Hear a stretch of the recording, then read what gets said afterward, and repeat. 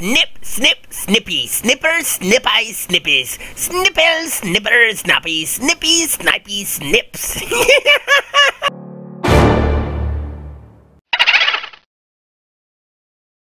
Hey there, ghosts and ghouls! Warlock Boo here. Today on our Let's Talk, we're going to be reviewing the webcomic Romantically Apocalyptic. This webcomic is actually quite an old one. It came out all the way in 2005. Started on DeviantArt and became its own series and own thing. Now, I used to read this back in 2010-ish, 2011. And then I came back to it recently because I figured, hey, I want to do a review on it. Well, a lot has changed in this comic, so I'm glad I came back to it to do this review. Now, Romantic Apocalyptic storyline is quite simple. The Earth has been through an apocalypse. There are only 4 humans that we see in the whole series, which is Snippy, who is or Snipey, whichever way you decide to say it, who is the main closest to the main character we have, and it's mostly seen through his eyes. He is a more level-headed, more sane character. We have the Captain, who I have no clue if it's male or female. Even the comic does not tell you if it's male and female, and the characters can't even tell you if it's male or female. They just refer to it as Captain. It is a kind of psychotic person wearing a more German military-style clothing, wearing a gas mask that always looks like it's smiling. He always walks around with a mug with a heart on it and a straw in it, constantly drinking out of the mug.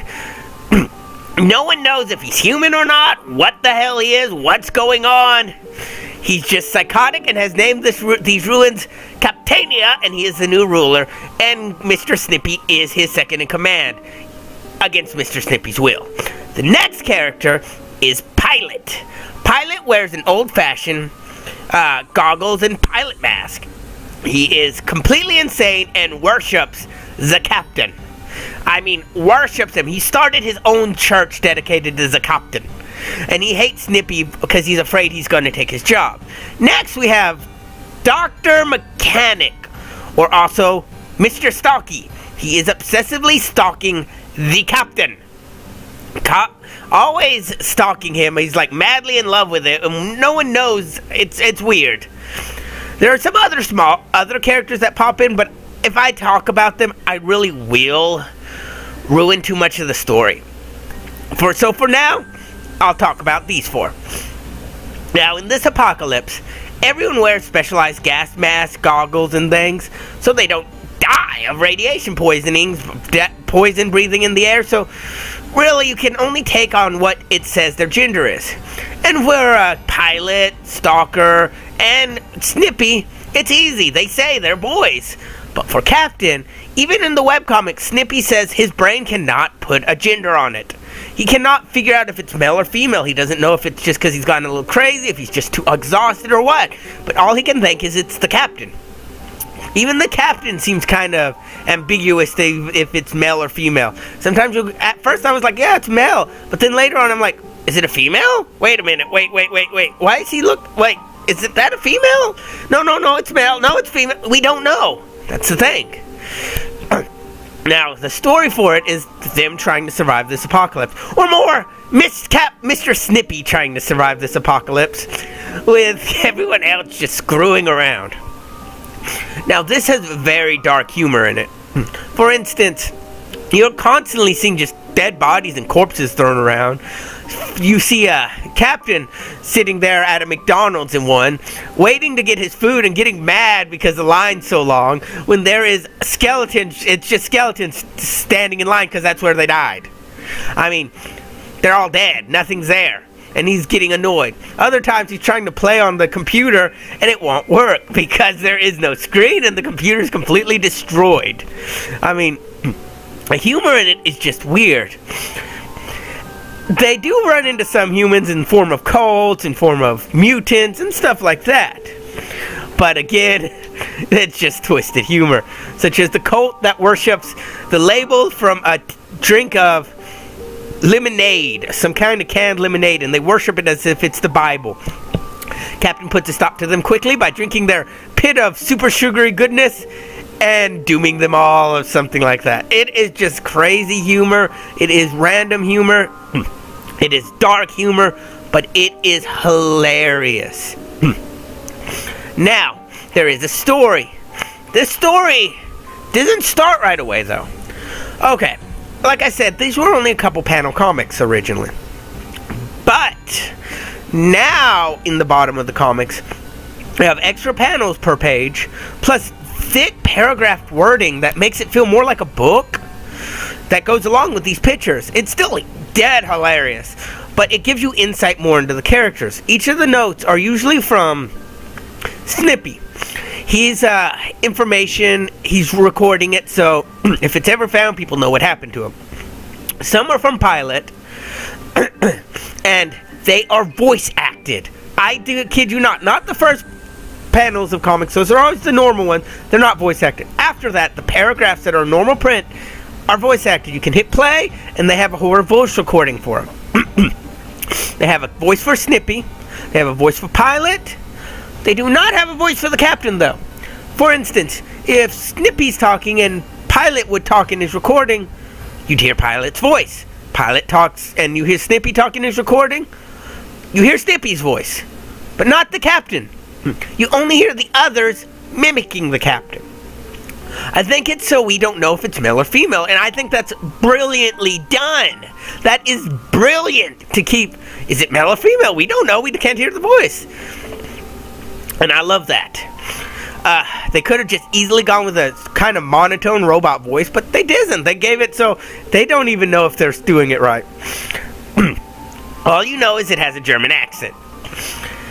So, this comic, the characters are hilarious. The writing is funny. The story is okay. I prefer it when they're just being crazy. When they're going around doing crazy shit. And some parts of the story are really good. But other parts can be a little slow. And just feel tedious in there. And I kind of feel like, I wish it'd get back to the other stuff. But other than that, it is a good comic. Now, the artwork. The artwork is beautiful. I mean, oh my God. They went beyond and above their duty. They kind of combined real images with paint. And I'm not quite sure how they did it or what the actual technique's called. But to me, it is gorgeous. These look like oil paintings, every one of them, and it just brings such a new type of life in to a webcomic. I love how, yeah, it looks like an oil painting. Looks like someone oil painted all of these, and it's just gorgeous. They don't look like they're a webcomic. They look like they're some kind of propaganda pictures or museum work, and I think that's the point. That's one thing I do quite like. The look of it does remind you quite a bit of old apocalyptic propaganda. You know, join the army, join the army. It looks like that. Now, the voice acting is amazing. It is really, really well done. And I just can't help but be amazed with how they put this together. It's really stepped up since I last read it. Like I said, I had gone a while without reading the series. And I came back a few years later to do this video, and I was blown away. Now, I haven't finished it because they have changed some things. Changed some panelings, added some panelings. Of course, made new pages. But I'm hoping to soon. It is funny, it is dark, it is twisted. Yes, the story drags a bit in some spots, but again, as long as the Captain is in the page, it is hilarious. This guy is off his... This Captain is off its rocker. I still don't know if it's male or female, but okay. It is hilarious. Just how crazy all of this goes. How insane all of this is. I'm hoping they add more, because right now they only have a few pages voice acted, and I hope they do all of them. Because I prefer hearing the voice actors read this instead of me, because I'm dead lazy, and it's fun to hear this. That's why I haven't finished a few of my books I have in the corner. But what would I rate this? I would rate this 9. It's solid 9. No, an 8.5. Just because it does drag a bit. No, I'd rate it a 9. Yeah, 9. Just a solid 9. Because, yes, it does drag a bit. But they went beyond any webcomic I have ever read for this. This is one of my favorites. Maybe not the favorite webcomic, because that's more in personal taste than what they've done.